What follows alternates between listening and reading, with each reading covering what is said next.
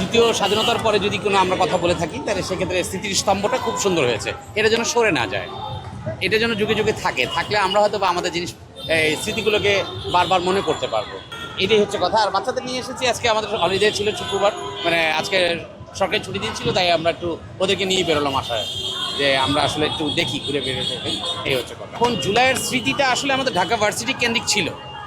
So এটা Dhaka varsity থেকে যেহেতু মূল ফটকেই চলে এসেছে, তো এটা আমার মনে হয় যে আমাদের ঢাকা ভার্সিটির ছাত্ররা এটাকে রক্ষণাবেক্ষণ করবে বা দেখে রাখবে। আমার মনে হয় যেটা, আমরা তো আসলে পেশাজীবী মানুষ, সারাদিন আমরা কাজকামে ব্যস্ত থাকি, আমরা হয়তো বা এটাকে যতটুকু যত্ন নিতে না পারবো, ঢাকা ভার্সিটির স্টুডেন্টরাই ততটা বেশি যত্ন নিতে পারবে, আমার যেটা ধারণা। এই স্থাপনাটা মূলত পাবলিক ওয়ার্কস ডিপার্টমেন্টের চিফ ইঞ্জিনিয়ার স্যারের নির্দেশনা অনুযায়ী ন্যাশনাল ডেভেলপমেন্ট ইঞ্জিনিয়ার্স যে এনডিই এই কাজটা সম্পন্ন করছে বিগত এক সপ্তাহ, এবং গত সারা রাত ধরে আমাদের টিম এখানে কাজ করছে।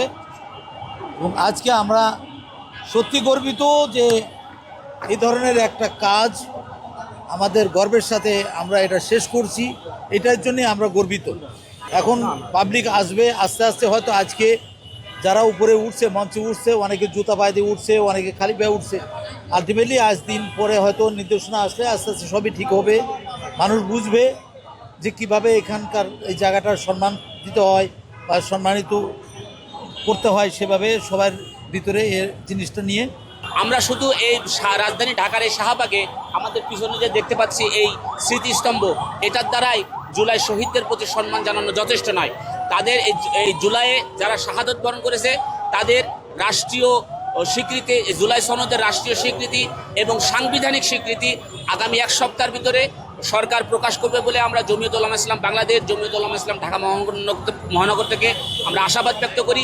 এবং জুলাইয়ে যে সমস্ত বিপ্লবের সময় যে সমস্ত স্কুল, কলেজ, ইউনিভার্সিটি, মাদ্রাসা পড়ুয়া ছাত্র সমাজ আহত হয়েছে তাদের অতি দ্রুত আমাদের যে পাশে পিজি হসপিটাল আছে, আমাদের রাজধানী ঢাকা সিএমএইচ আছে, কুর্মিটলা হসপিটাল আছে, তাদেরকে চিকিৎসা করবেন। এবং বেশি অসুস্থ তাদেরকে বিদেশে চিকিৎসার জন্য, সিঙ্গাপুর হোক, চায়না হোক, তাদেরকে উন্নত চিকিৎসার জন্য সরকার পাঠাবে। যখন পাঠাইতে পারবে তখন এই জুলাইয়ের শহীদদের প্রতি আসলে প্রকৃত শ্রদ্ধাবোধ রাষ্ট্রের হবে বলে আশা রাখি। শুধুমাত্র একটি স্মৃতিস্তম্ভ তৈরি করেই জুলাইয়ের শহীদদের প্রতি সম্মান যথেষ্ট হবে না।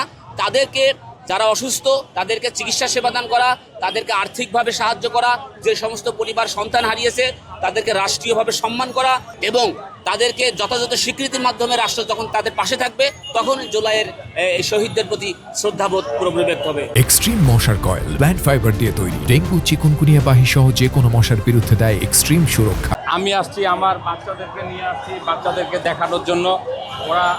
ওরা জানতে চাইছে, দেখতে চাইছে জুলাই কিভাবে গড়ছে বাংলাদেশের। এই ছোটো ছোটো বাচ্চারাও জানে ফ্যাসিস্ট হাসিনা এই বাংলাদেশে যে ছোটো ছোটো বাচ্চাদেরকে গুলি করে মারছে, এই বাচ্চারা সব আজকে জানতে চাই, দেখতে চাই এই জুলাই সম্পর্কে, তারাও অনেক কিছু বুঝতে চায়।